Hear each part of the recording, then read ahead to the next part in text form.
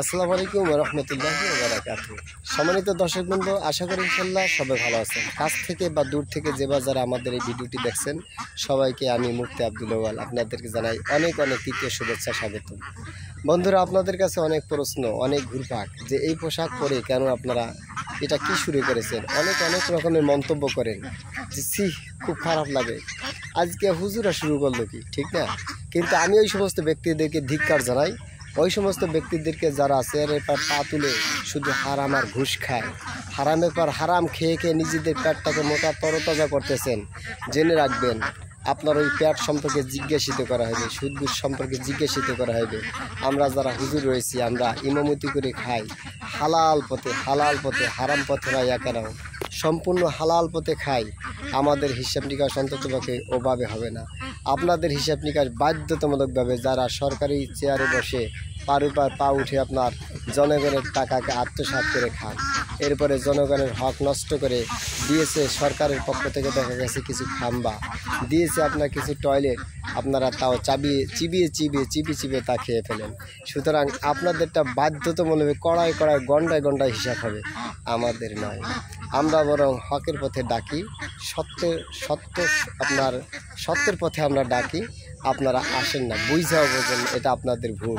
আমরা বলি ফারিকুন ফিল জান্নাত ফারিকুন ফিস সাঈর।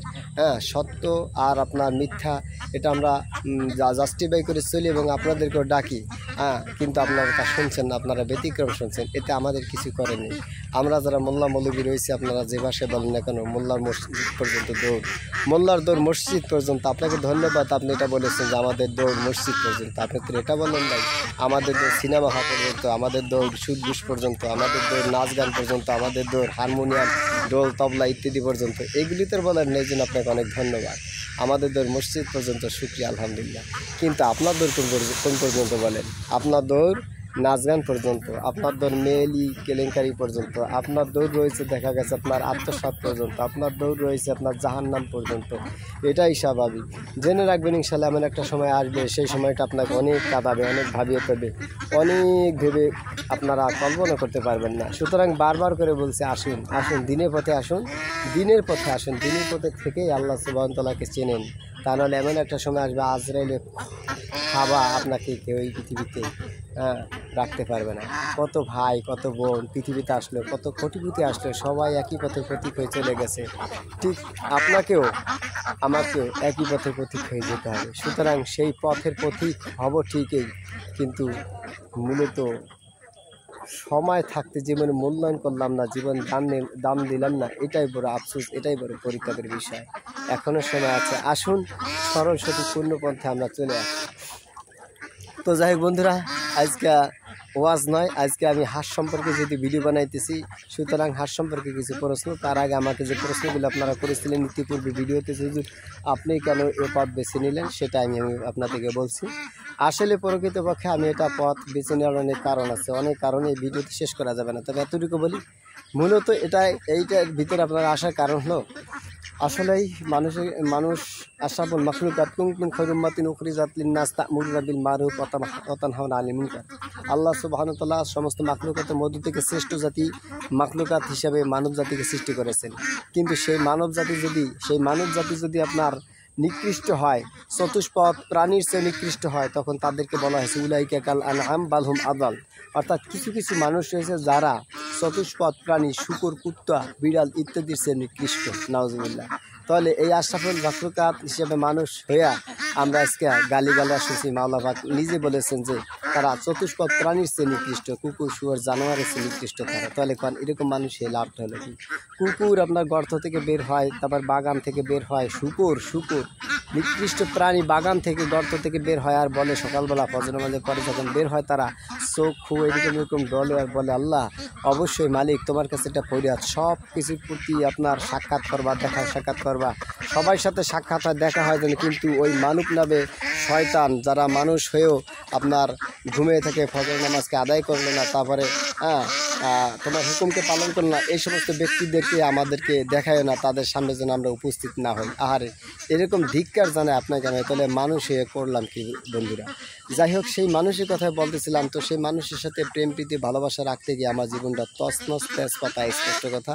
অধিকাংশ নয়, বরং 99% যদি বলি তার ভিতরে। তবে এই কথা বলে আমি কাউকে কষ্ট দেবো না, কারণ আমিও তো মানুষের অন্তর্ভুক্ত, তাই না?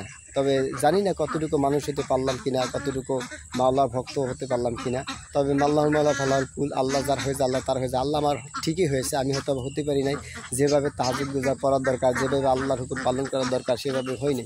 তবে শেষ আসলে বাস্তবতা কথা হলো গিয়া, অবশ্যই এটা সত্য, চূড়ান্ত সত্য যে আমি যত ভালোবেসেছি মানুষকে, যত ভালোবেসে ভিতরে গহীনে ভিতরে আদর ভালোবাসা প্রেমটি মহব্বত করেছি, প্রেম প্রীতি ভালোবাসা দিয়েছি, ততই আমি আঘাতপ্রাপ্ত হয়েছি মানুষের কাছ থেকে।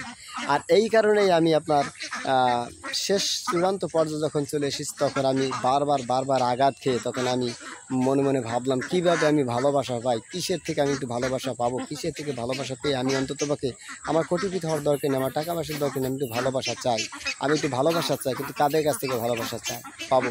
কিছু সংখ্যক মানুষ ছাড়া আমি শুধু আঘাতপ্রাপ্ত হই।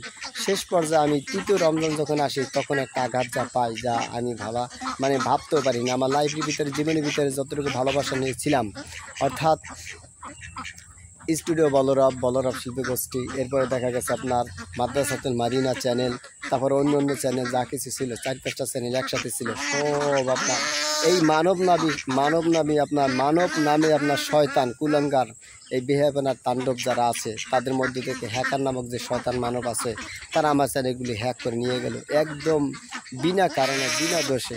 বলতে পারেন না বিনা কারণে বিনা দোষে করে নিতে পারেন, অবশ্যই আপনার হয়তো অন্যায় হইতে পারে, কিন্তু আমি এই কথাগুলি এভাবে বলবো, আমি আপনাদের দোয়ায়, আপনারা বলেন কারি হাফেজ মাওলানা মুফতি আব্দুল্লাহ বল, আমাকে এরকম আপনারা বলেন, এর উপযুক্ত আমি কতটুকু হয়েছে না হয়েছে জানি না। তবে আমি এমন কোনো আঘাত কোনো ব্যক্তিকে, কোনো প্রাণীকে আমার জানা অন্ত আমি কাউকে দিই নাই যে আমাকে এত বড় পরীক্ষার সম্মুখীন হতে হবে। তবে এটাও সত্য কথা, কুরআনুল কারীমের ভিতরে বলা হয়েছে যাহরাল ফাসাদু ফিল বাররি ওয়াল বাহরি বিমা কাসাবাত আইদিন নাস।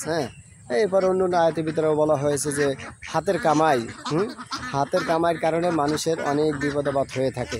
এই একটা, আর একটা বিপদাবাদ হয়ে থেকে মালিক আল্লাহ সুবহানাহু ওয়া তাআলা অনেক পরীক্ষা করে, অনেক ভালোবাসেন। আইয়ুব আলাইহিস সালামের ধৈর্য যাকে বলা হয়। তো সেই হিসেবে আমি ধরে নিলাম যে হয়তোবা যে কোনো দুইটার একটা হয়েছে, কিন্তু এমন কোনো গল্প নেই যে গল্পের কারণে আমার আজকে এত কষ্ট, এত বুকে বেদনা আমি নিয়ে বসবাস করবো এই পৃথিবীর বুকে, বিশেষ করে মানুষের কাছ থেকে এত পরিমাণ আঘাত পাবো, আমি কখনো তা ভাবতে পারিনি। তবে এটাই বাস্তবতা, সত্য কথা, চূড়ান্ত সত্য এটাই যে আমি চেষ্টা করিনি কোনো মানুষকে আঘাত দিয়ে বসবাস করার জন্য।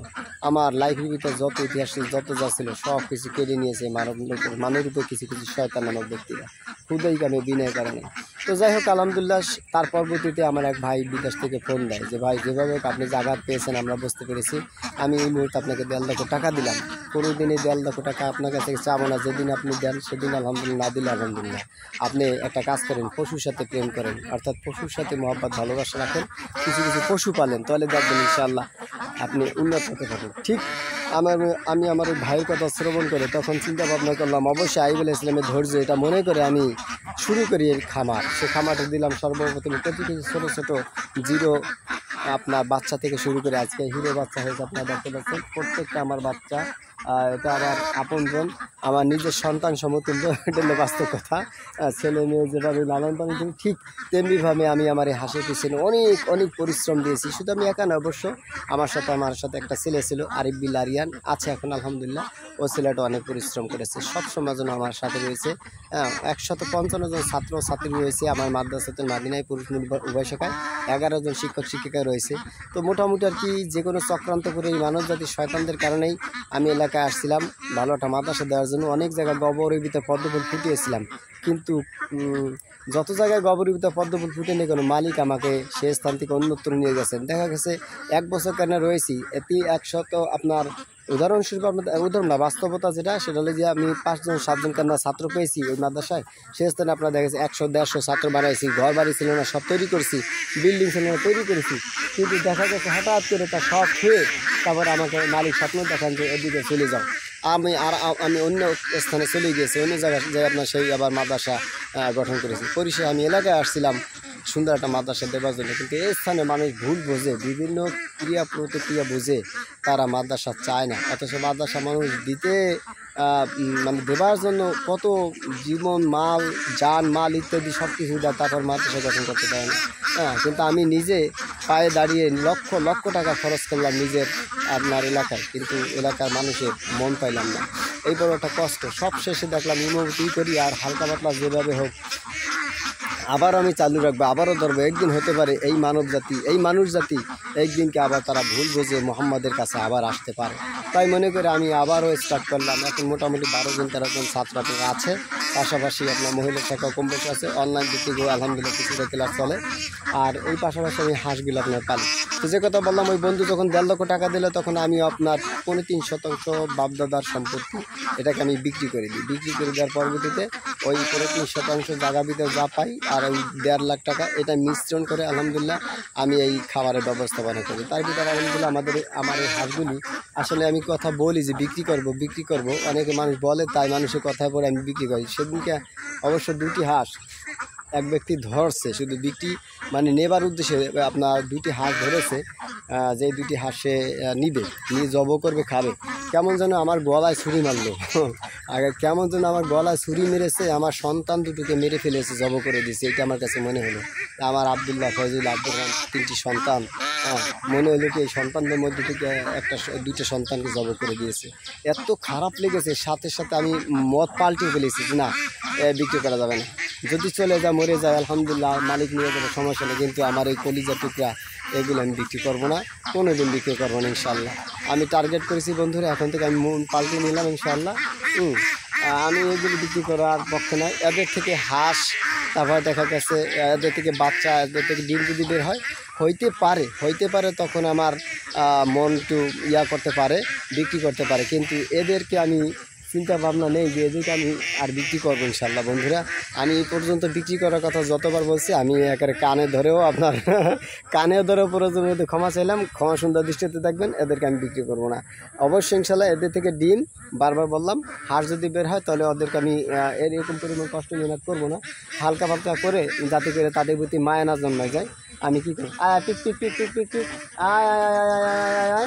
আয় পিক পিক পিক, দেখছেন ডাক দিলে ভাই কেমন করে চলে আসে। হ্যাঁ,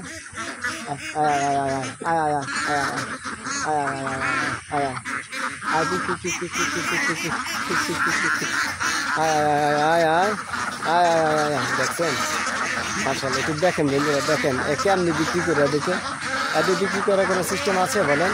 এদেরকে জব করবে, এদের গলায় ছুরি ধরবে কোনো ব্যক্তি? এটা করে মা বাবা যেভাবে চায় না তার সন্তানের গলায় ছুরি ধরুক, আমি চাচ্ছি না। সুতরাং এদের আমি বিক্রি করবো না। আমার ক্ষমা সুন্দর দৃষ্টিতে দেখবেন, আমি ক্ষমা চেয়ে নিলাম।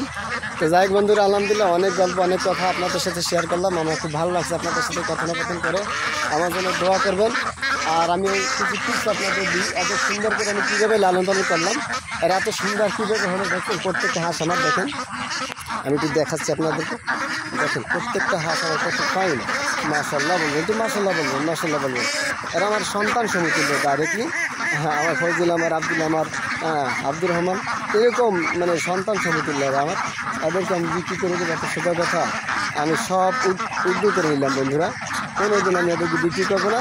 এরা যদি চলে যায় মালিকের ডাকে সারা দিয়ে, সেটা ভিন্ন কথা। ইনশাআল্লাহ আমি এদেরকে বিক্রি করতে রাজি নাই, ইনশাআল্লাহ বিক্রি করবো না।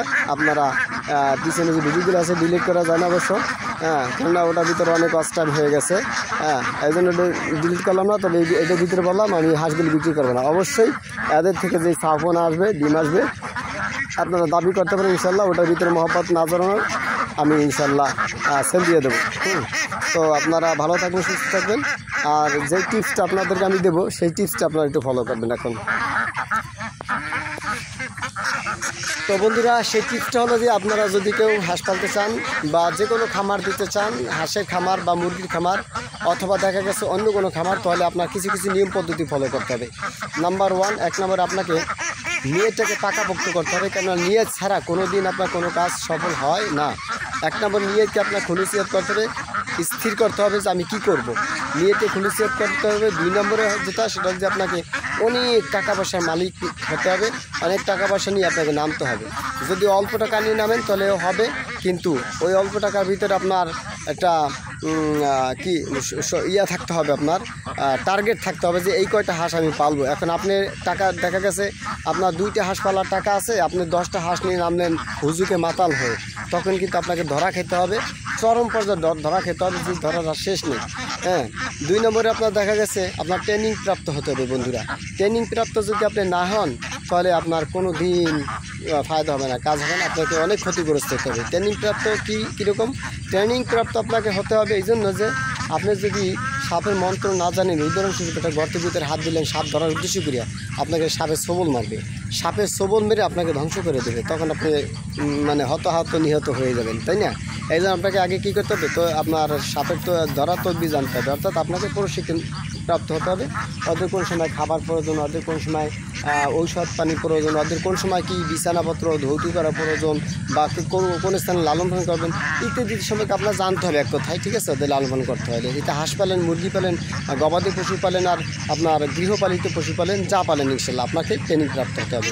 তারপর যে বিষয়টা আপনার দেখা গেছে ওদের রুটিন ঠিক রাখতে হবে, বাধ্যতামূলক রুটিন ঠিক রাখতে হবে। এরপরে যে বিষয়টা তা দেখা গেছে আপনার ওদের বাসস্থান অনেক সুন্দর হতে হবে। দেখেন আমি কত সুন্দর একটা জায়গার ভিতরে ওদের বাসস্থানটা করেছি, আপনারা কি মনে করছেন? আপনাদের কিন্তু ভালো লাগছে না? আমি আসলে ইনশাল্লাহ ভালো লাগছে। এত সুন্দর একটা পরিবেশের ভিতরে আমার হাঁসগুলি কেন ভালো থাকবে না? অবশ্যই ভালো থাকবে এবং থাকতেই হবে ইনশাআল্লাহ। তো যাই হোক, আলহামদুলিল্লাহ বন্ধুরা, এই কিছু নিয়ম পদ্ধতি আমি আপনাদেরকে জানাইলাম। আপনারা ইনশাআল্লাহ আশা করছি আমার নিয়ম পদ্ধতিগুলি ফলো করবেন, আর এই মোতাবেক আপনারা চলবেন ইনশাআল্লাহ। তাহলে আপনাদের হাঁস, আপনাদের গৃহপালিত পশু, এরপর আপনার গবাদি পশু ইনশাআল্লাহ সব কিছু ভালো থাকবে, সুস্থ থাকবে। আর বিশেষ করে আপনার ওদের ঠান্ডা লাগাইতে দেবে না, ঠান্ডা যদি লাগে তো কিন্তু সমস্যা হয়ে যাবে। একবার যদি ভাইরাস আক্রান্ত হয়ে যায় তো কিন্তু সমস্যা হয়ে যাবে।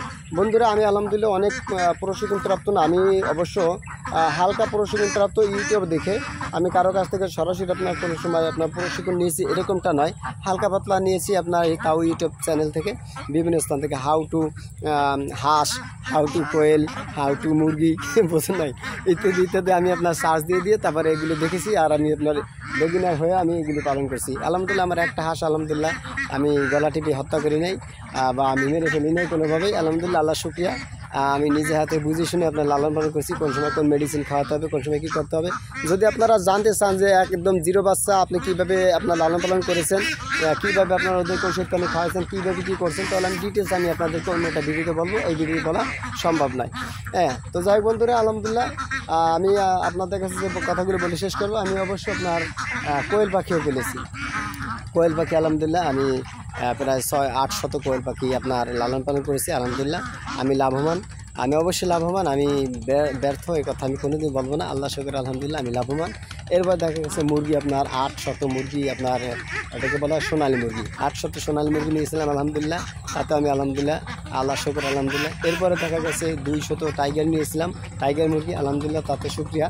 এরপরে দেখা গেছে আপনার পর্যায়ক্রমে আরও কিছু নেবার চিন্তা ভাবনা আছে। একটু দেখা গেছে আপনার গবাদি পশুর ভিতরে আমি একটু প্রবেশ করতে চাই, তাদের ভালোবাসা নিয়ে বাঁচতে চাই। সেটা হলো দেখা গেছে আপনার কিছু ছাগল, কিছু বকরি, এরপরে কিছু গরু, এইগুলি নিয়ে ইনশাল্লাহ আমি লালন পালন করতে চাই। আর এক কথা, আমি পশু পাখির কাছ থেকে যে ভালোবাসা পেয়েছি তা আমি অন্য কোনো কাছ থেকে পাইনি, সুতরাং আমি অবশ্যই সেই ভালোবাসা নিয়ে বাঁচতে চাই। তো বন্ধুরা, এই যে ছেলেটা আসছে, এই ছেলেটা আমাকে কিছু অনেক মেহনত অনেক কষ্ট করেছে, ওর নাম আরিফুল্লাহ আরিয়া, মাশাআল্লাহ আলহামদুলিল্লাহ। বন্ধুরা তাহলে অবশ্যই ইনশাল্লাহ দেখেন আরিফুল্লাহ আরিয়ান কত বড় লম্বা হয়ে গেছে, দেখছেন কত লম্বা হয়ে গেছে।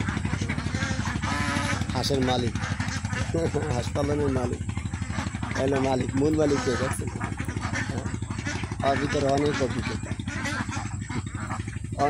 অনেক অভিজ্ঞতার ভিতরে। দোয়া করবেন ইনশাল্লাহ ও যেন কোটিপতি হতে পারে, লাখপতি না, আমি চাচ্ছি কোটিপতি হোক।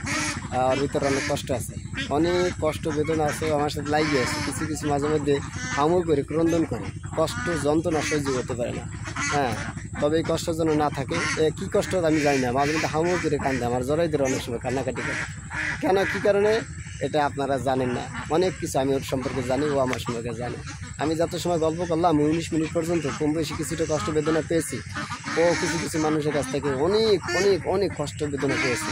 আর কিছু গজল এমনভাবে গিয়েছে ইতিহাস বেড়ে, যেগুলো শুনে চোখে পানি হয়ে যাবে। আপনারা শুনছেন অবশ্য গজের ভিতরে আকার ইঙ্গিত দেওয়া আছে কথাবার্তা। যাই হোক, এখন এই ছেলেটা যেন লাখপতি না কোটিপতি হতে পারে, এক পর্যায়ে আসলে কোটিপতি হতে পারে, এটা আমার অন্তর থেকে দোয়া করে দিলাম। মানুষ অনেক রকমের কথা আমাদের সম্পর্কে একটু বলার চেষ্টা করে, অনেক বলতে পারে যে নিজের সন্তানকে এত ভালোবাসেন, এত ভালোবাসে আরিফুল্লাহ রিয়ানকে, কেন, কী কারণে, কোন কারণে, হলো কি, যা করে যা বলে তাই উনি করে, তাই করে হুজুরে, কারণটা কি, এরকম অনেক কথাবার্তা বলে। কিন্তু আসলেই ওর ভিতরে কী লুকাইতেছে, হ্যাঁ, আপনারা দেখতে পারেন চেহারা, কেউ দেখতে পারেন ভাঙা চেহারা, কেউ দেখতে পারেন কেমন চেহারা, হ্যাঁ, ছোটোবেলার চেহারা এখন আর নাই, এখন ভেঙে গেছে, এরকম অনেক মনেও করতে পারেন। কিন্তু ওর ভিতরে যে কী জিনিস আছে এগুলো আমি দেখতে পেতেছি। আপনারা কেউ দেখেন না দেখেন, আল্লাহ তাআলাকে রাজি খুশি করে বললাম ওর ভিতরে সেই জিনিস আছে। যদি ইস্তেকামতে সে থাকে, আমি তার ওর এই মুহূর্তে ডাইকে আমার ভিডিওতে আনি না বন্ধুরা, ও খেলাধুলা করতেছিল সেই স্থান থেকে আসছে। আমি এতটুকু বলি, ও ইনশাল্লাহ কোটিপতি হতে পারবে।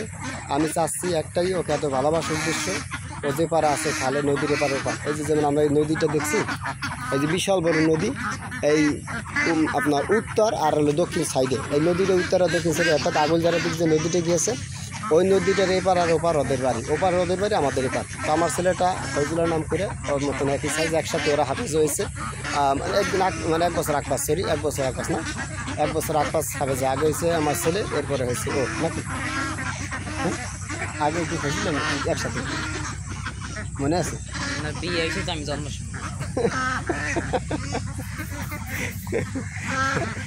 কি বললি কথাটা, হ্যাঁ বিয়ে হয়েছে আমার জন্ম। যাই হোক, আমার যেদিন বিয়ে হয়েছে সেদিনও জন্মগ্রহণ করছে, এইটা ওরকম বলছে। দেন ওই যে দেখেন কি করতেছে, আর ভিতর থেকে পোলাপানি ভাত এখনো যায়নি, দেখছেন। যাই হোক, অনেক ইতিহাস ওরাকে নিয়ে ইনশাল্লাহ দোয়া করবেন, আমার ইতিহাস যেন থেকে যায়। আর ওকে ভালোবাসার মূল উদ্দেশ্য একটাই, ওপার আপনার খালের ওপারের পিরসাব হবে ও, আর এ পাশে পিরসাব হবে আমার ছেলে ফয়জুল্লাহ। হ্যাঁ, এই দুই বিল্লাকে নিয়ে যেন আমি আখেরাতে নাজাত পাই, এটা উদ্দেশ্য। ইনশাল্লাহ দোয়া করবেন বন্ধুরা, আর লম্বাইতে করতে চাই না ইনশাল্লাহ। সবাই ভালো থাকবেন, সুস্থ থাকবেন, হাঁসগুলিকে আমরা ভিতরে নেব ইনশাল্লাহ। আসসালামু আলাইকুম রহমতুল্লাহ।